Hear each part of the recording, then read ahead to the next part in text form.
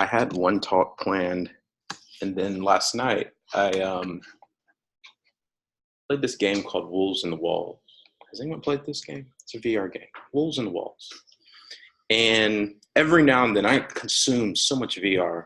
Every now and then there's an experience that I have that kind of like derails kind of the way I'm thinking about things. And I'm like, this is relevant. This is exciting.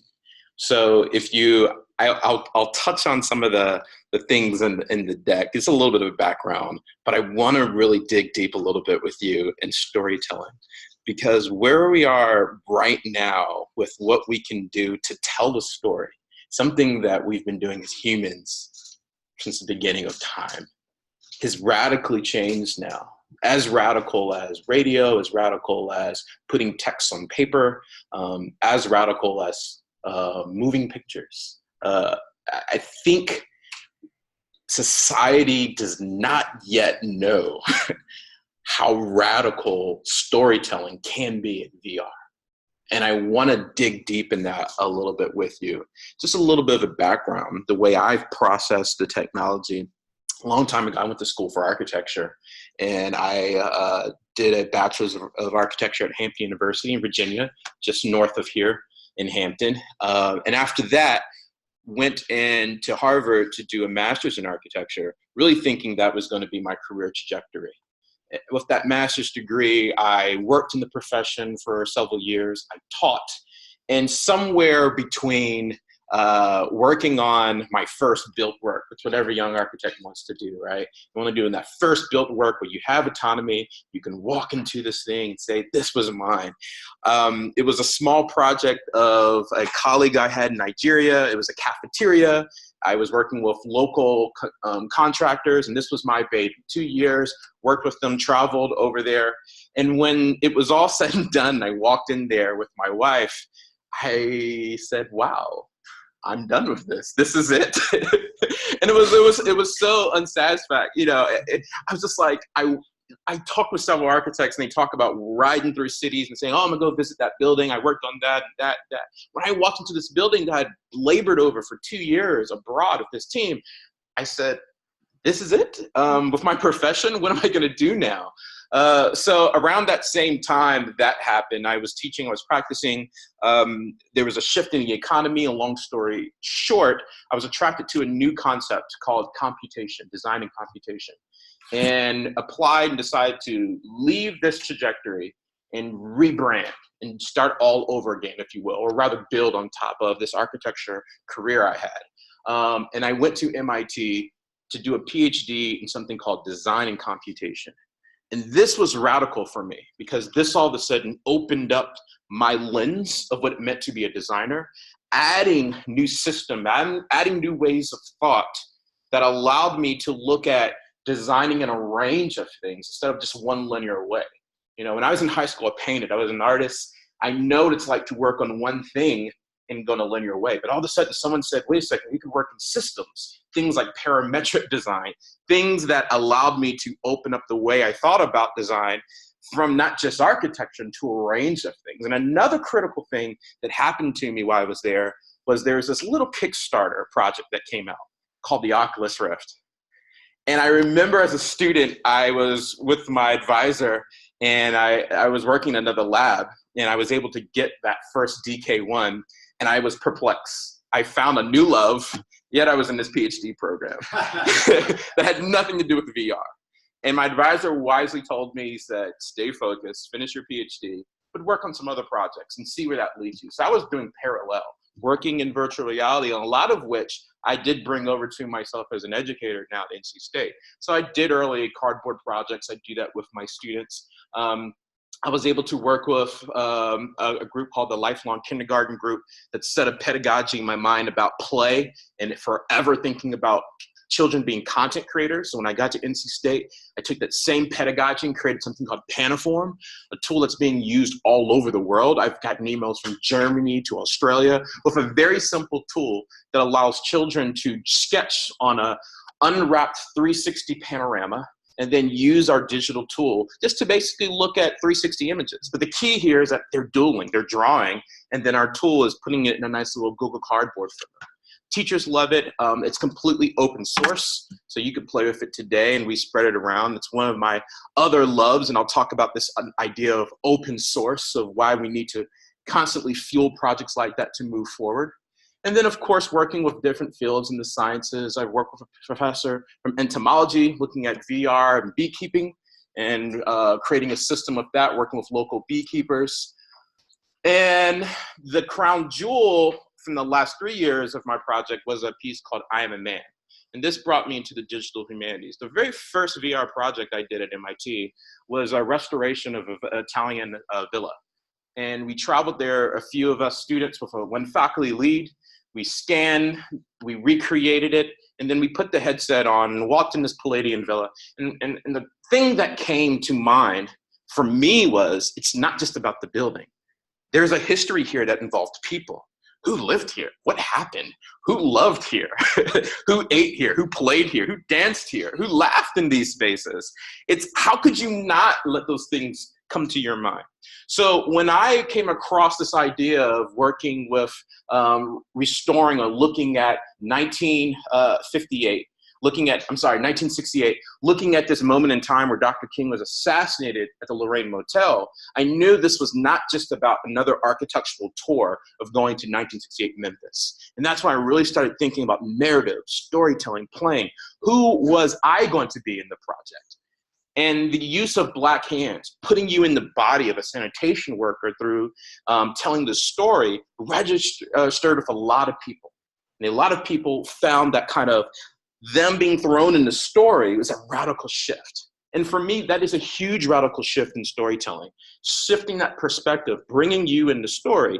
We've never been able to do this as dramatic and radical as we see here with projects like this. And I'll mention this anecdotally. This project has grown and expanded to a lot of different things. One of the things of working in VR, you never know who will take it, who will use with it, who will work with it. So a group called Equality Labs reached out to me and said they had a great curriculum. What if we could put citizens in the shoes of officers? And there's a piece called Dispatch, and I encourage you all to try it. Allows you to see what it's like to be an officer called to a crime scene. What it's like to respond to a 911 call. What is all the stress and danger? What if we could put citizens in a police officer's shoes to develop some empathy? So they could say, hey, these guys are going through, these men and women are going through some very tough things here. And then vice versa, what if we could take officers, put them in the shoes of community members, in the case using my project, I Am a Man. And this is a project that has called Trading Places. We just did a workshop with the chief of police from Raleigh 2 weeks ago and her leadership team with the same process. And it's being done in multiple cities now, looking at how we can use VR in this transformable way. But I really want to talk about expanding VR gameplay. And I'll pass these things around. We can do a little demo after. The very first thing I want to talk about is this lab called the Mixed Reality Lab that I have at NC State. And here, our main goal is to say, well, what is the boundary of VR? Where's the edge? How can we, Captain Kirk, go past, right, to these unexplored territories?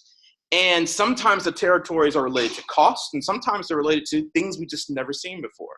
And one of the first things, I'll pass this around, that we were looking at is how could we make haptics very, very cheap? Because we all know that when you're in a VR headset, you have these wonderful controllers. You can interact, and they vibrate a little bit. You can look around in space. But what about my body? What about my torso? How could I feel something? So if you look at the state of the market, all these things are very expensive. And even though Oculus, Facebook has done a really good job bringing these prices down, $400 for a Quest, $400 for Oculus Rift S, at the end of the day, asking a consumer to invest $500 into a bodysuit is not realistic for the mass market. We looked at the same model Google did for cardboard and did the same thing with haptics. Why can't we bring your own device to the party? Why can't we use really low tech stuff? In this case, Rumble Hack. All this is repurposing a game controller that already has Rumble technology in it that can vibrate. And when it's worn on your body, all right, see if I can put this over my head, and strapped around, the game will just rumble the Xbox controller just like you would anything else. So what happens is when your body is hit and something happens, your Xbox controller shakes and you can get that little force of impact. And we've tested this with several people and everyone's just kind of like laughed. It's so simple. It's exactly like Google Cardboard. Why not? Bring your own device to the party, allow this thing to be stretched on, and do this thing at it's just like a portion of the costs that we see with the major controllers. Developers love this too because it already fits into their ecosystem. If you think about trying to program for a new haptic device, we're talking about a new SDK, a new system. Everybody already knows how to throw a signal to the Xbox controller or a PlayStation controller. So I'm happy to say we've progressed with this in the lab, and we'll be releasing both the SDK for Unity, as well as just the laser cut file for you to cut them out yourself, for the whole world to play with these. This will be released next month. So we're right on target to say, hey, here you go, world. This is just like Google Cardboard's approach, a free, simple, playful way to introduce haptics into your gameplay. But the other thing I want to mention very quickly related to this is this need for us to expand the market and how we think about VR, whether it be kind of on your feet engagement or laid back on the couch. And in this case, we were just looking at why couldn't we bring this notion of laid back experience to VR. Statistics have shown that right now, the Oculus Go headset, which is this little headset made by Facebook, the #1 app used for it, does anyone know? Netflix. Because people put the headset on, they literally just sit back and they have this virtual screen and they watch. The reason is because there's limitations to the hardware. The Oculus Go headset doesn't track you. You can't walk around the room. You can only turn your head left, right, up, and down. You have this little controller. So why not take that same logic and turn it into basically a large Xbox control screen? We do this by allowing a Bluetooth connection to your Xbox controller and then use that wand for tracking. So it becomes this very kind of question about how can we expand VR? How can we merge things? How can we create new types of experiences in a large range of things? But the most important thing for us is thinking about storytelling. I'm always thinking about storytelling. If you have these controllers, I think of the design developers very much like improv artists. If you look at a good improv artist, what they'll do is they'll react to their environment, right? Sometimes they'll react to props that they see, the audience. And as a developer, these are our props. This is what we do. So what happens is for storytelling, you become improv and you're telling a story based upon the range of activities of these things. Now, the problem is what happens when you want to tell a story that these things can't do? What happens if you want to grab a shovel? You really can't do that with one hand. What happens if you grab a sword, but you have to grab a sword with 2 hands? What happens if you have to do something like that? And we started thinking about these range of activities of things that happen in VR that from the current state of the market, we aren't telling stories that allow this type of interaction. The range of interactions have an equal impact with the types of stories and applications being built. And as a result, we said, well, we can break that and piece by piece start to introduce new things to expand the range of what these devices could do, thus expanding the types of stories that we could tell. So we worked and introduced this thing called the Axe-1. Now pass this around. What this is a simple way to allow your simple VR controllers to lock in place, just as I was saying. And we're 3D printing these things right now. I might have one printing back in the lab as I speak. They clip on, very simple.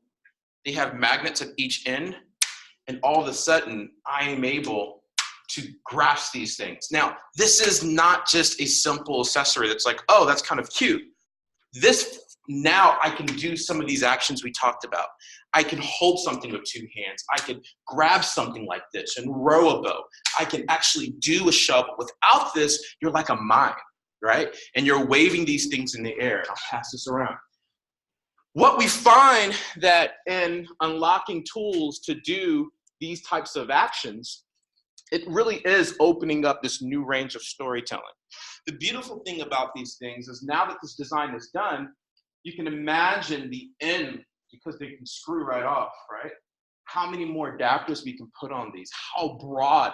This becomes like a kit, like a little kit of parts for VR, for storytellers, for studios. You unscrew these things, you can have connectors that pump action, you could have longer poles, you could have so much more, only because this device has this universal screw cap that then allows this type of fluid exchange of adding on systems. I'm happy to say that this is one of the projects that the university fell in love with and did submit the design and utility patent for as we're working to bring this to market. So I'm excited, and I'll stop here to entertain some questions about opening up these stories. And I'll end back to this Wolves in the Wall story, this pack that I had last night, this experience. You're playing parallel with this girl, little girl called Lucy. And for me, I was just kind of like going along the story. It's like, yeah, I've seen VR. But there was one key moment in the story that brought me in. And I think of storytelling in VR as you're building a contract with the user. You want them to be a participant. You want them to be a participant. And you want them to hook. For me, I wasn't hooked until Lucy gave me a Polaroid camera. I'm like, okay. And I grabbed it. And I started taking pictures. And I was like, okay, this is interesting. I start taking pictures, and then she grabbed a picture from me and said, that's the one. And she waved it in the air and processed it, and I was like, oh my God, if I give him the spoiler, that was the one. That type of storytelling, bringing us in, and involves to engage and interact with characters. We couldn't have done these things without these new devices. And we're just so early on this new type of storytelling. So for us, putting adapters on controllers to open up these systems, to tell bigger stories, to do better things, is all part of the same initiative for us to do something that we've been doing since the beginning of time. Telling beautiful stories, telling new stories, and keep on passing those legends along. Thanks. Questions?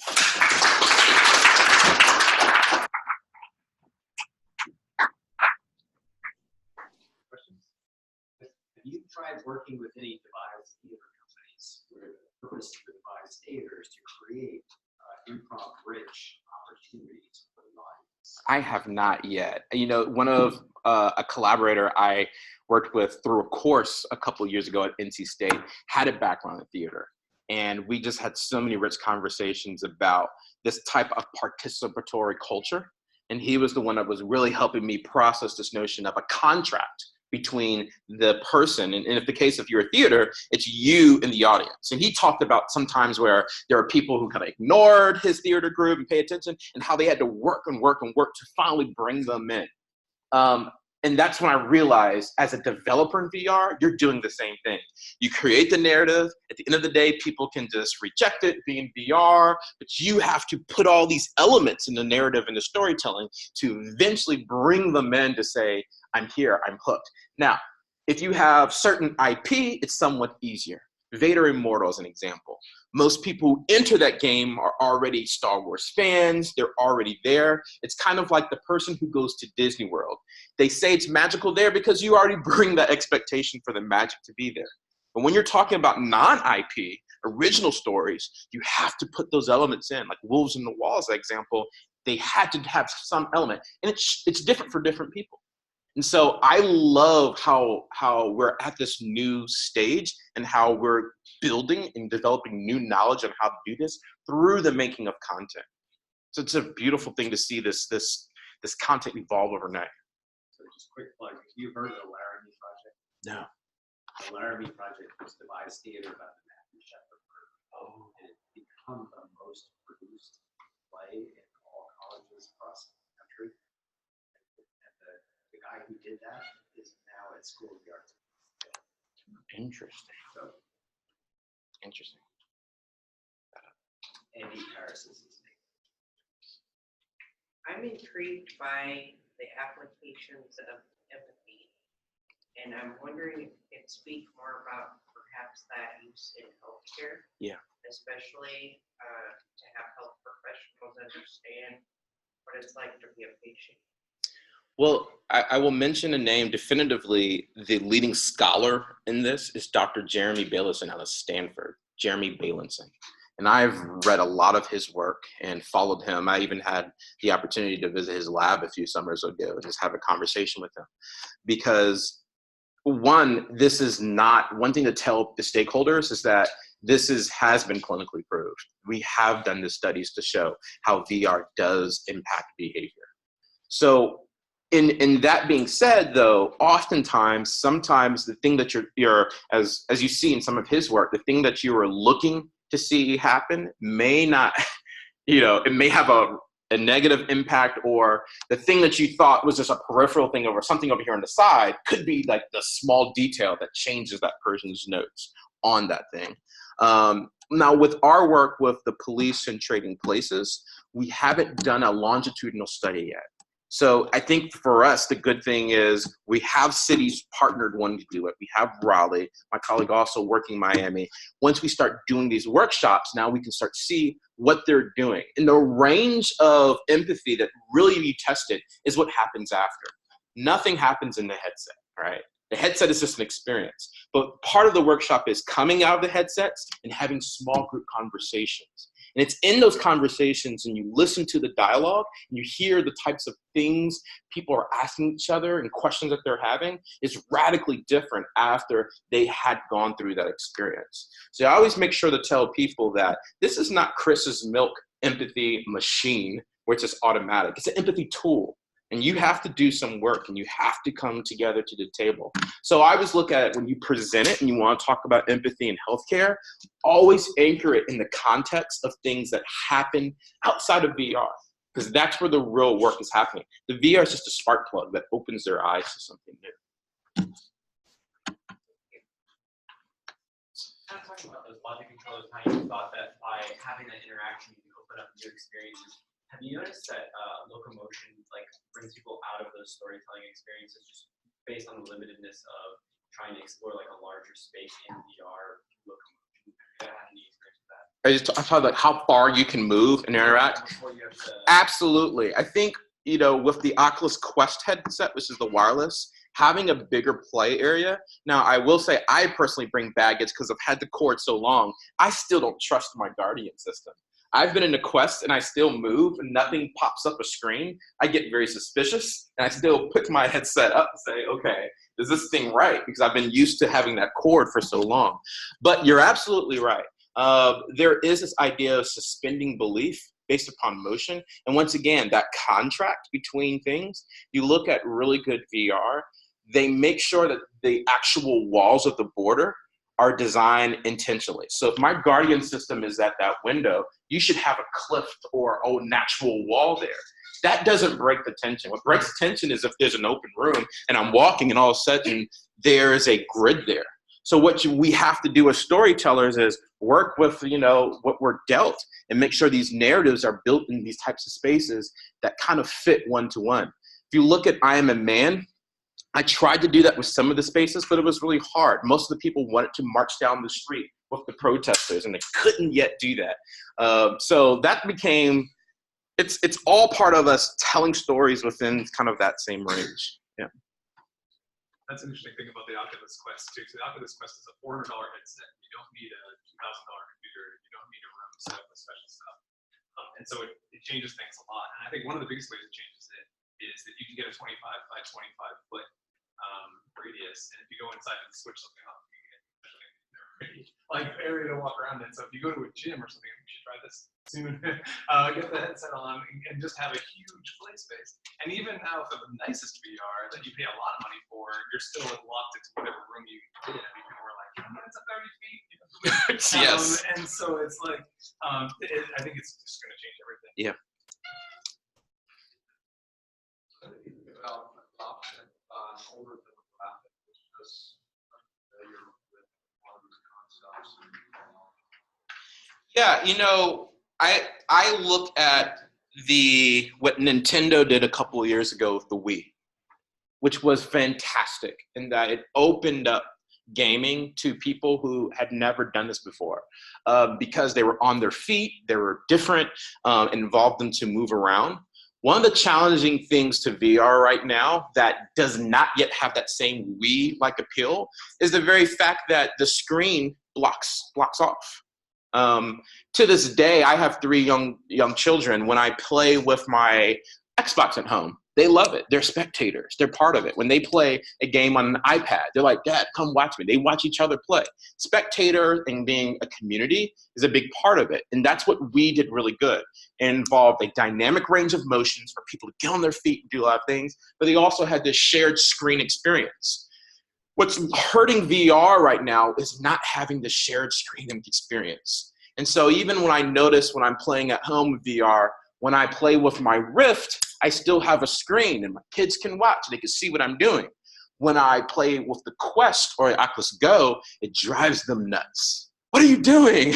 We can't see you. So I think there's a similarity there between that engagement, multi-generational engagement, the need for that second shared experience for that thing to be there. And so Oculus knows that. HTC Vive, these are the 2 leading VR developers. They know that's a limiting factor of VR.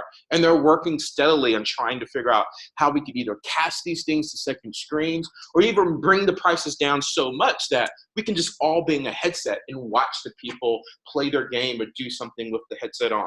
But I think until we crack that nut on letting VR become as visible as a spectator as other consoles and film to have these shared experiences have been in the past, it'll still be coming up a little bit short until they reach, I think that's that final node that has to happen for that kind of shared engagement storytelling.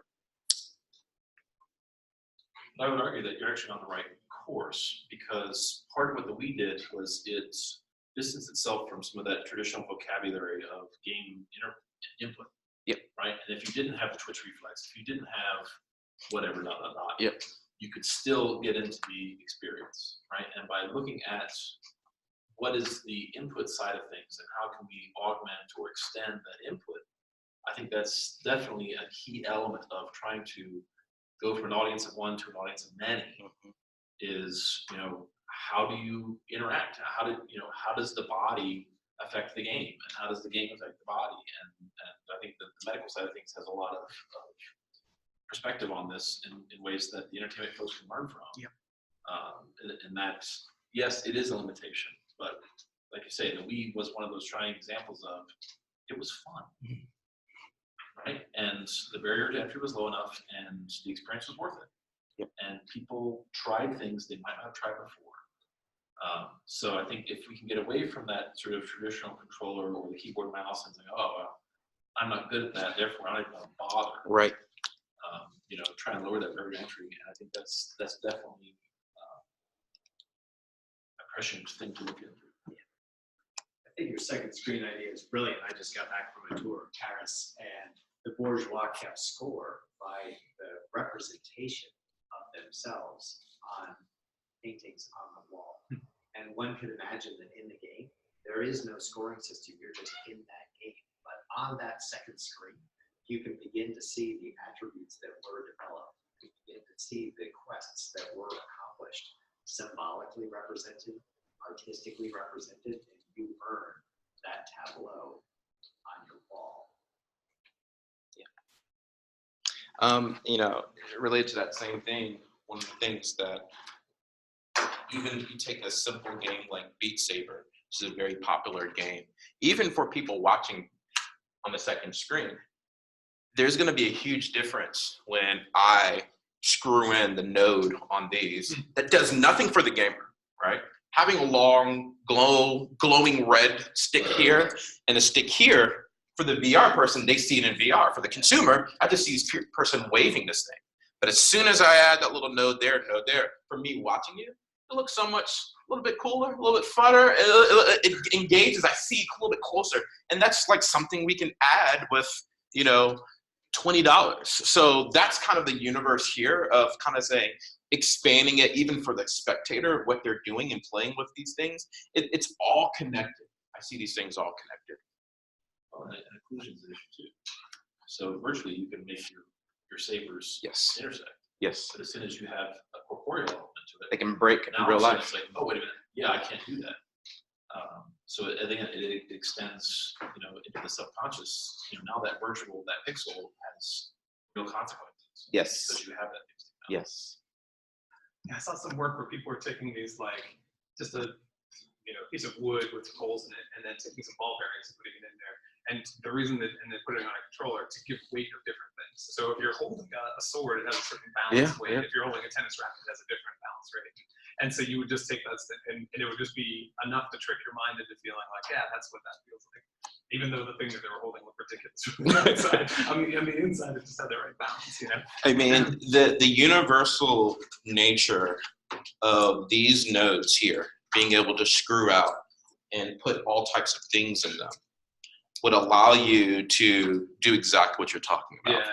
It'd allow you to say, well, wait a second, I'm working at a gym or a place, I need to screw on and use rubber as a resistance pull. I need to screw these on, add weights, I need to screw on. It's the universal nature of this that this was designed for.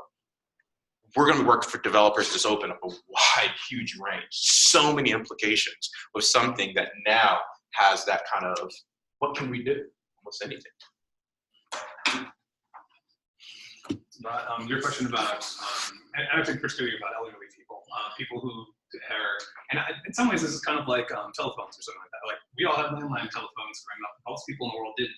And then cell phones came along. People who had never touched a landline phone in their entire life suddenly have a cell phone or even a smartphone. And I think that technology, 1940s computer interaction was plugging one wire to another one. And then in the 1970s, it was going through a bunch of punch cards. And in the 1990s, it was using a mouse and keyboard. And it's getting closer so that children now are picking up iPads and getting it right away. And I think that these interfaces are getting more and more natural, such that if you pulled somebody out of the Amazon, they'd never seen a computer before in their life, they'd be better off in a HoloLens than they would on an iPad, because they could use their hands, they would sort of understand it. I still feel like those ones there have a little bit of a learning curve. And then when you pick it up, you're like, what is this? And then in VR in general has a learning curve. And I think when I was reading something about Wolves in the Walls, they mentioned the first thing you do is just sit in a room and there's like nothing to do but look around. So it's like, the first thing is just like, okay, I'm in a virtual space. Yeah. The second thing is there's one person. Okay, I'm interacting with that one person. The third thing is there's a story that breaks out. So they Scaffold. Yeah, scaffolding. They're slowly bringing you into the experience. And then somebody like Brian spends 16 hours a day in VR. Doesn't mean that scaffolding because you've done it, right? But I think a lot of people do. Yeah. I do think that the VR interactions are definitely becoming more natural. I think even more than a mouse and keyboard. For when we do the visualization demos for brain data, a lot of those like older scientists, like I don't have to explain anything about the keyboard controls or anything. It's kind of natural of like, oh, well, it's right in front of me. I can go grab it and bring it closer. As soon as I explain, like, yeah, when you push this button, you're grabbing now. It's very natural for them to like look at it, and it's really interesting to see that like natural process form more so than having to explain like a control set on a keyboard and mouse. I mean, coming from that, that's what happened to my parents. I had the Vive at home. They never used VR before. So they came in and they grabbed the Vive. The controller was weird for both of them. And neither of them have played games for the past, I want to say 30 years, I guess. And then I got the Oculus Quest to try it out for the weekend, and I brought it home to them. And I gave it to them, and I remember my mom specifically, she put out the controller, and like, oh, I have hands. And it's like, that makes no sense. Like, obviously you do have hands, like you're grabbing two controllers, but in the Oculus, you don't see one, you see actual virtual hands in front of you. And that agency of seeing hands and being able to close your fingers on the controller, that changes so much. Mm-hmm. And that's happening even bigger now with new controllers coming in from the Index, the Nux controllers and BuildWorks. So the new Index controller has a finger sensor. So you basically, instead of having the Oculus, thumb, index, and then your 3 bottom fingers is basically a single function. BuildWorks has all 5 fingers tracked. So you have, the demo is pretty funny because we have like you and you, good job. You and you go there. But like that makes no sense in the previous context of VR. Like you could not have that agency of your fingers actually are fingers. And it's gone from 3 abstract buttons to 1 stick you grab. It's just like how you grab that stick is how it tracks. Yeah. I'm just kind of in awe, like how this, like it's a simple change in terms of you're not tracking 3, you're tracking 5, and that 5 just brings you in more immersive as well. On the part of the screen sharing, that's been a big thing for me. Since I was a kid, I loved playing video games. My parents were always on the same brand of video games is socialization. You're not going to be social with this. And then with the advent of esports, I finally was able to prove my parents wrong. To see a whole stadium full of people cheering on two teams of 5 playing against each other was just something that blew their minds. They thought it was never going to be a thing. And I really rooted for it. To see it happen was amazing. And see it happen now in VR, they're actually having esports VR competitions now. They're having stadiums full of people watching, two competitors basically be in their own 3x3 space and looking up on the big screen, and you see them in a virtual environment playing against each other. And bring it to the next level where you just have green screen or in front of or transparent LED screen. It just boops them into the virtual environment. And that's the next step. But in a funny way, it seems like it was like a generational jump that forgot that. My kids have never put a quarter in an arcade machine other than probably like a Disney World or some attraction where it was like a big deal. Growing up, I would love to go find that, arcade hero, that person that had the crowd behind him or her. And wizard. Yeah, you would like, it was always about a crowd and performance and people coming around and watching and seeing and beating score, like, oh, and everything, that the whole reaction. When we shifted over to the home console, that's where things shifted and became just the notion of the video gamer was the secluded person in the basement just staring at a screen. But before that, these best gamers in local arcades had their name there publicly on the title for everyone to see, and you come in, it was part of that communal thing. So it's great to see that that's coming back. And for me, the narrative of storytelling, just pulling back to theater, right? It's just going back to us being connected to each other as opposed to kind of these isolated, use technology to isolate us. I do have another question with respect to storytelling. So one of the experiences that we had as we were looking at all these great comic books in Paris, my wife at the end of 3 days said, I'm getting pretty tired of the male gaze. And obviously all those artworks of the early Impressionists and late Impressionists, there was one woman who got some wall space, but very rare. Right. And VR offers a certain amount of agency for how the person chooses to experience what there is. And that's why I think one of the great challenges is that normally you think about composing down into a really small spot. You get everybody to focus all their attention to that bright, shiny diamond that you want them to pay attention to. Here, VR kind of flips that around a little bit. But have you looked at ways that this concept of storytelling does permit legitimately, artistically, the differences in reference points rather than the singularity of that experience where if we go through the game, we kind of have the same experience because it's supposed to be the same story. Right. I think I haven't seen it. I think that's where the world is kind of open up for that. I had an interesting conversation related to intellectual property with that. I met this person who created something called The Void, which is a big location-based VR. Right. And Star Wars was one of their biggest titles. Yeah. And in the conversation I had with them, I said, was Disney scared about how people misappropriated the IP? Like, for instance, if you're a stormtrooper, you either can buy that and come in and act like a stormtrooper would behave, or you could come in, be completely disrespectful, and just do whatever and put this other flip narrative on it. And from his perspective, it was like, well, people are naturally going to do that, but it's like what they want to market. And they will always market the idea of the role play. Yes. But I think, and I pushed back, I was like, well, I think the fun is bringing your own character, right, to it. When I put on the Star Wars, I'm not going to start speaking with a British accent. Everyone in the Star Wars universe, so many people do. It's like, I'm going to be me. I'm going to be whatever. I want to see how that collides with this narrative, this storytelling. And so I think, with non-IP, I think it's more open because people aren't already accustomed to say, well, this is this world, whether it be Harry Potter or whomever, and let me adopt into character. I think it's easier for new stories and fresh takes for you to bring your own personality and make sense of the world, which is why World of Warcraft, going back to those types of games, were just so new and so open. You could come in and be your own type of orc or your own type of wizard, versus an existing kind of narrative. And there are some things that are designed, Second Life famously was like that, like VR chat and things like that, or just sort of designed as platforms for people to do whatever on. I was interested, my transformative moment with that is playing Grand Theft Auto at one point, where you steal cars, beat people up, shoot them, and try to take over other gangs. And I'm not into all that stuff, but it's an amazing game anyway. What I liked was getting in a car and changing the radio station, and then driving until the sun set, and then walking out to the ocean. And it was like, and what I liked about it is that you could do that. Like, there was a storyline you could follow, and when you killed this guy, then the next thing would happen or whatever. But if you wanted to, you could just listen to country music on the radio station and watch the sunset, which I thought was totally awesome. And that idea of world building is something that's totally different in VR, that people might just want to hang out on the beach and not care at all about the plot. So I noticed this for myself playing the game Vader Immortal, and I'm a big Star Wars geek. And I remember what happens is, as you play along, you unlock different lightsabers.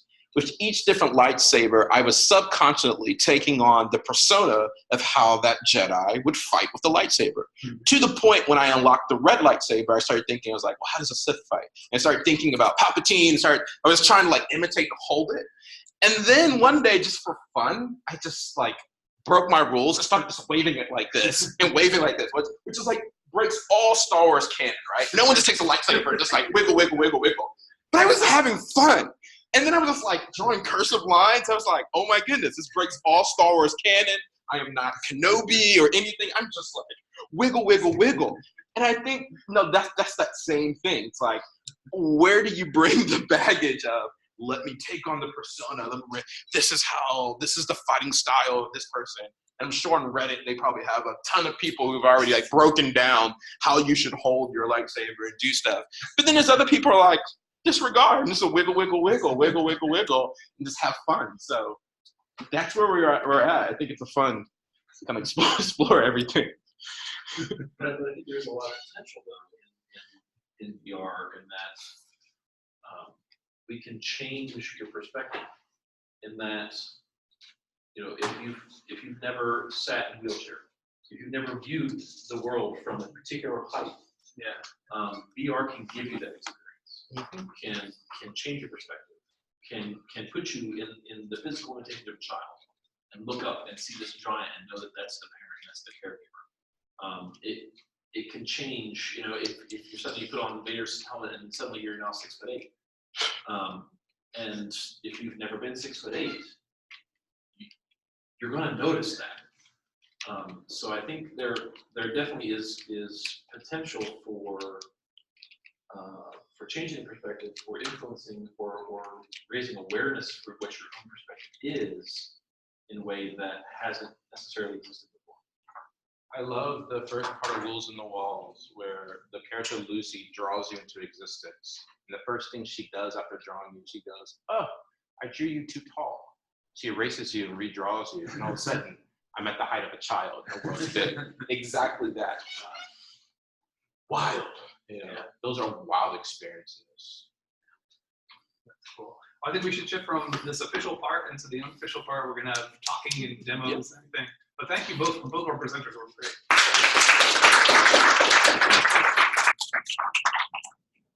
Thank you for being the first.